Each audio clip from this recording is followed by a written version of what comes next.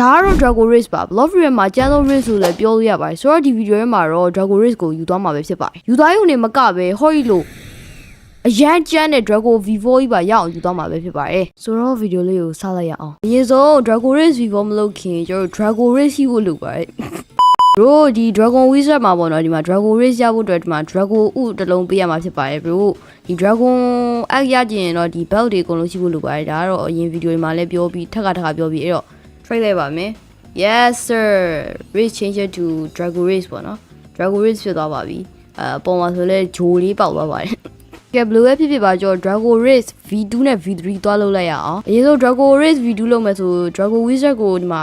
Ascension begin ဆိုတာနှိပ်ပဲဆိုရင်တော့ bro Fireflower ဒီ9ပွင့်ပေါ့နော်9ပွင့်သွားရှာမှာဖြစ်ပါတယ်ဒီ Fireflower တွေကိုဘယ်မှာသွားရှာလို့ရလဲဆိုတော့ဒီ machine ရဲ့ဘေးနားမှာပေါ့နော်ဒီ machine ရဲ့ဘေးနားမှာ mythological pirates တို့မဟုတ်ဒီ forest pirates ကိုကီးလို့ရပါတယ်ကီးပြီးတော့ဒီ NPC ရဲ့ဘေးနားတစ်ဝိုက်မှာပဲကြာမှာပေါ့9မိနစ်to 10မိနစ်ပါအဲ့တော့ AC ကီးလို့ရပါတယ်ပြီးတော့တခါစပွန်းလို့ရှိရင်တော့ inventory ရဲ့ထည့်ရလို့ရတာမို့လို့ server ရဲ့ထွက်ဝိုင်းလည်းကိစ္စမရှိပါဘူးဆိုတော့ကျွန်တော်ဒီမှာ Fireflower တပွင့်တွေ့ပါပြီကျွန်တော်မိနစ်20လောက်ဒီ forest pirate တွေထိုင်တက်လိုက်ရတယ်ပေါ့နော်အဲ့တော့ yeah ကျွန်တော်ထပ်ပြီးတော့ fan လိုက်ရအောင်ယိုးဒီမှာနောက်တစ်ပွင့်ကျွန်တော်ဒီမှာနောက်တစ်ပွင့်ယူလိုက်ပါမယ် yes ကျွန်တော်အခုလောဆယ်ကျွန်တော်မှာဒီ Fireflower ဒီမှာ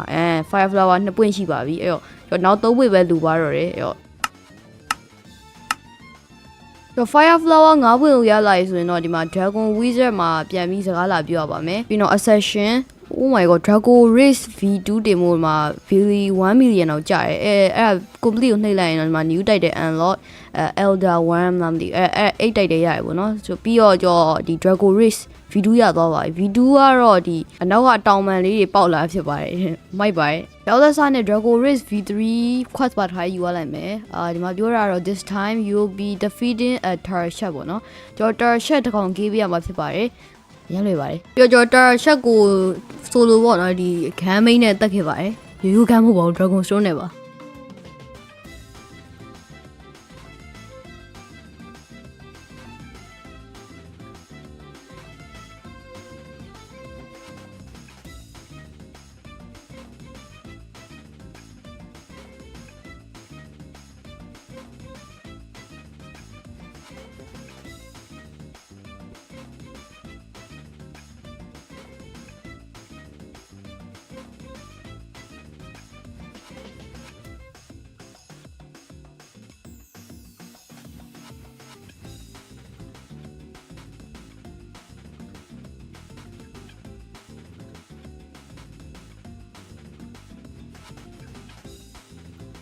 ကဲအဲ့တော့ Tarshak ကေးပြီးပါပြီအဲ့တော့ကျွန်တော် Hydra Island ပြန်သွားပြီးတော့ကျွန်တော် V3 ရအောင်မှာဖြစ်ပါတယ်ကဲကျွန်တော် Dragon Wizard အထိရောက်ပါပြီအဲ့တော့ဒီမှာ Ascension နှိပ်မယ်ပြီးရင်တော့ complete နှိပ်လိုက်မယ်ဆိုရင်တော့ yes sir ကျွန်တော် Dragon Race V3 ရပါပြီပြီးတော့2 million နဲ့ပေးလိုက်ရပါတယ်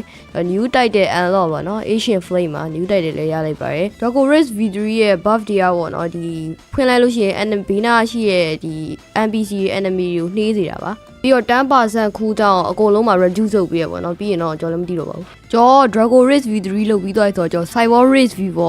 ခဏလောက်ပြန်ချိတ်ပါမယ်ကျွန်တော်ဘာလို့ Cyber Race နဲ့ Zero Other ရောက်နေလဲဆိုတော့ဒီ Dragon Strong နဲ့ Dragon Heart ကို 500 Mastery ကြော်တင်မှုဖြစ်ပါတယ်ဟုတ်ပါတယ် Dragon Race V4 လို့ဖို့ဆိုရင်ဒီ Dragon Heart နဲ့ Dragon Strong ကိုအနည်းဆုံး500 Mastery ရှိဖို့လိုပါတယ်အဲ့တော့ကျွန်တော်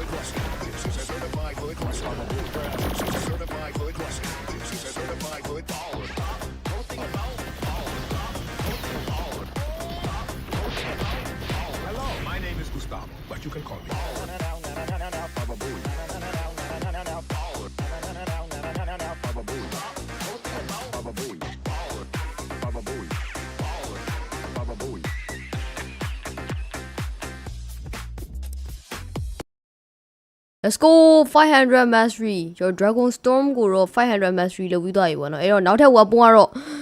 Dragon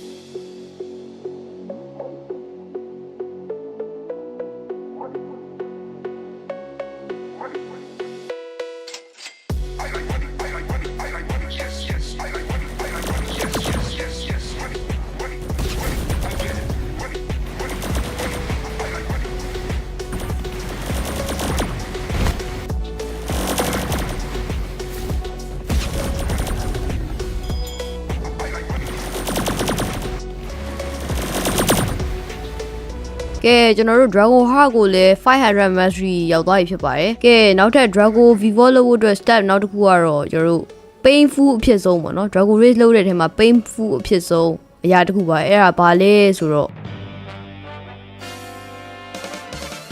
After 1 billion years ကျွန်တော်တို့နောက်ဆုံးတော့ Frozen Dimension ရှာတွေ့ခဲ့ပါပြီဟာရေးတယ်ကျွန်တော်တကယ်ကြီးတော့ခုတောင်ကဲအားလုံးလူစုံပြီတစ်မျိုးလုံးတစ်ဆွေလုံးစုံပြီဆိုတော့ကျွန်တော်စလိုက်ပါတော့မယ်အိုးလဗိုက်တန်ဖြစ်ပါတယ်ဒီမှာရောထွက်လာပါပြီ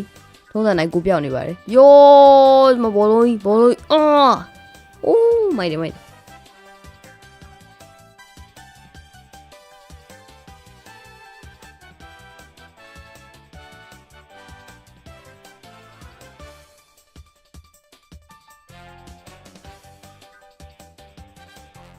ကဲလဗိုက်တန်တိတ်သွားပါပြီအဲ့တော့ကျွန်တော်တို့ဒီ heart ကိုတော့ဆင်းမှာဖြစ်ပါတယ်ယိုးဒီမှာအသေးနှလုံး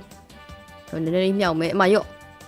Yes sir ကျွန်တော်တို့ Hydra Island သွားပြီးတော့ပို့အောင်မှာဖြစ်ပါတယ်အဲ့ဒါဆိုရင်တော့ Freezing Hydra ဖြစ်သွားမယ်ပေါ့နော်သွားနေနဲ့မပြောအောင်မဆိုအောင်မီးပြောင်းသွားရင်မတွေးရစရာဒါနဲ့ဂျားဖြတ်ကြုံညာဝေချင်တာလေးတခုရှိပါတယ် bro အနေနဲ့ block fruit ကောက်တွေကိုဈေးနှုန်းတက်နဲ့ဝယ်ချင်လားဝယ်ချင်တော့ block sensi game store ရှိပါတယ် block sensi game store မှာဆိုရင် block fruit run နဲ့အကောင့်တွေကစား2သိန်းနဲ့အကောင့်ကြီးတွေကအစုံဝယ်ယူနိုင်ပါတယ်အခုလက်ရှိမှာဆိုရင်လည်း double giveaway လုပ်နေတာမို့လို့ join တင်ပါတယ်ဆိုတော့ Telegram link ကိုလည်း description မှာချပေးရပါတယ်အဲ့တော့ join လိုက်ပါလာပြီFreezing Hydra Island Oh my god တော်တော်လေးမိုက်တယ်ကျွန်တော်အခုလောဆယ်တော့မြန်ပေါ့နော်ဒီဒိုဂျိုနေအောင်မြန်သွားမှာဖြစ်ပါတယ်ကဲspeed run ကျွန်တော်ဒီမှာမီးရိပ်နေထုံးရမယ်ပေါ့နော်ဒီမှာနောက်တစ်တိုင်းဟုတ်ပြီမီးရိပ်ထုံး Oh epic moment အထဲသွားမယ်Oh မိုက်တယ် Oh ဒီတိုင်းမိုက်တယ် Okay ဒီမှာကြည့်အောင်Oh, your journey is nearing the end. You must complete the final trial. ကျွန်တော်တို့ဒီ prehistoric island ကိုသွားပါဘောနော်ဒီ prehistoric ရဲ့ဒီနေရာလေးကိုသွားမှာပေါ့prehistoric island ထက်ရှာရအောင်ကဲ prehistoric island ကဲစပြီOh let's go အယိုးလေးတွေကောက်မယ်dragon ဦးလဲယူရမယ် dragon race trial ကတော့ဒီမှာလောက်အောင်ပါဘောနော်ဒီမှာအကွဲလေးရှိရဒီတောင်အကွဲလေးဂျားရဲသွားမယ်ဆိုရင်တော့ဒီမှာကဲဝင်ရအောင်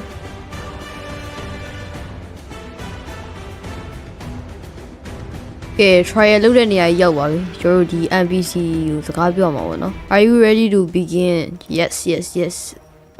Okay oh my time left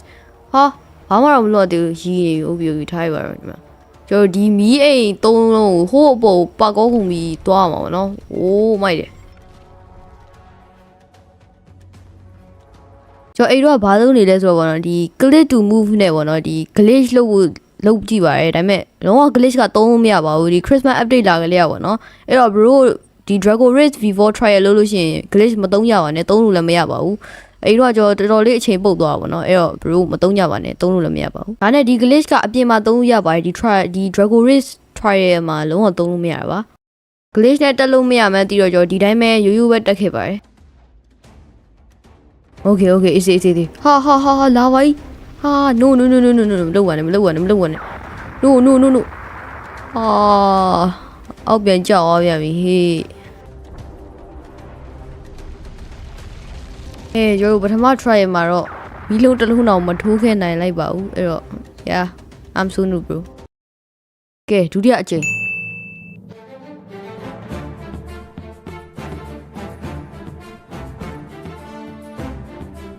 ဟုတ်ပြီပြန်တော့ရောက်တော့မယ် let's go ရောက်ပြီ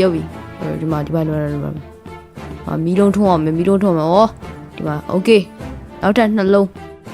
တစ်လုံးရကဲဟိုဘက်ပေါ်တက် yes ရောက်ပြီဒါယူဝတ်တာဟာ No, not again. Please. Okay. What? လာပါနဲ့တော့ No မမီတော့ဘူးတလုံးမဲ့ထုံးလိုက်ရတယ်ကဲ3ကမြောက်ဒီဘက်ကနေတို့လေးအေးလေးတက်မယ် Yes let's go Okay ဟုတ်ပြီအေးစေတာစိတ်ညစ်လာပြီနော်လုံးရည်စိတ်တွေမရှိတော့ဘူး Okay ရောက်တော့မယ်ရောက်ပြီ let's go ကျွန်တော်အဲဒီမှာထွန်းလိုက်မယ် Okay နောက်တစ်လုံးယူမယ်တက်လာပြန်ပြီကိုကလာပါလာပါတက်လိုက်တော့ငြိမ်လေးနေရ Yes ရတွားကြည့်လိုက်တာကွာကဲနောက်တစ်လုံးရပြီ Yes နောက်ဆုံးတစ်လုံး No မမီတော့ထင်တယ်မမီတော့ No ဒီလာပါတက်လာတာတော်တော်လေးစိတ်ရှုပ်ဖို့ကောင်းတယ်သူတို့ကိုရှောင်ရတာတစ်မျိုး fire လောက်ရတာတစ်မျိုးOkay 4ချိန်မြောက်Okay Yes ဒီဘော်လေးကနေတက်ရမယ်ဒီဘော်တက်ဟုတ်တယ်ဟုတ်နေပြီဒီတန်ယူဘော်တက်ပြုတ်ကြနေတယ်အေးခဏလေးအေးစေးသေးတက်လာပြီလာပါတက်လာပြီတော့မလောအောင်ရော Drago Vivo try လို့လုံးဝလောလို့မရဟာ easy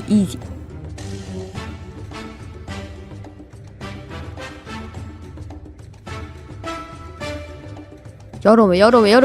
Yes ရောက်ကျွန်တော်ဒီမှာအစိမ်းအောင်ထွန်းလိုက်မယ်အစိမ်းအောင် Okay yellow relax ယူမယ်ကဲထပ်ရောက်တော့မယ်ရောက် let's go အဝါရအောင်မှ2မိနစ်နဲ့ပြီးရဆိုတော့ကျွန်တော်ရနိုင်ရရှိရပြောဒီမှာနောက်ဆုံး relic Okay we can do this လာပါတက်လာပြန်ပြီရအေးစေးမလုံးအောင်လုံးလို့မရ Okay ရောက်တော့မယ် Okay ဟုတ်ပြီOh no Oh easy ပဲ easy တန်ယူနေအောင်သွားမယ်ဟုတ်နေပြီ No ဘောက်ကနေကြ Let's go ဟုတ်နေပြီ Let's go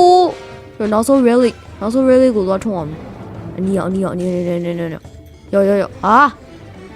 Yes ကျုပ်စက္ကန့်20ကျော်မှရသွားပြီဖြစ်ပါတယ်ကျွန်တော် Drago Vivo ရတော့မှာဖြစ်ပါတယ် Oh let's go တော့နှစ်ရအောင်ဟုတ်တယ်တောင်းလို့